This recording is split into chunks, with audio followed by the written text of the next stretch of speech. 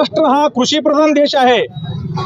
या कृषीप्रधान देशामध्ये महाराष्ट्र सरकारातील एक मंत्री जो जबाबदार कृषी मंत्री आहे, त्या कृषी मंत्र्यांनी वारंवाररित्या शेतकऱ्याचा अपमान केलेला आहे।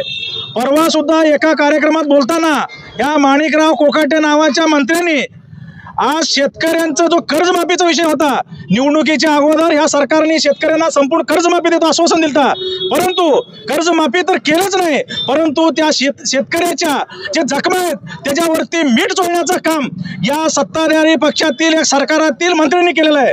माणिकराव कोकाटे, तुम्हाला एवढं सांगतोय की तुम्हाला शेतकऱ्याचं जर कर्जमाफी करायचं नसेल तर त्यांच्या जखमा करू नका, त्यांना वेदना देऊ नका।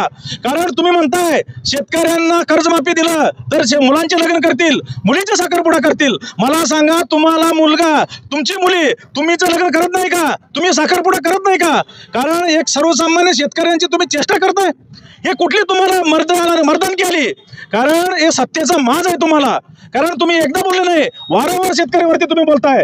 तर आमची एकच मागणी आहे, या कृषी मंत्री कोकाटेंचा महाराष्ट्राच्या मंत्रिमंडळामधून हकालपट्टी केला पाहिजे।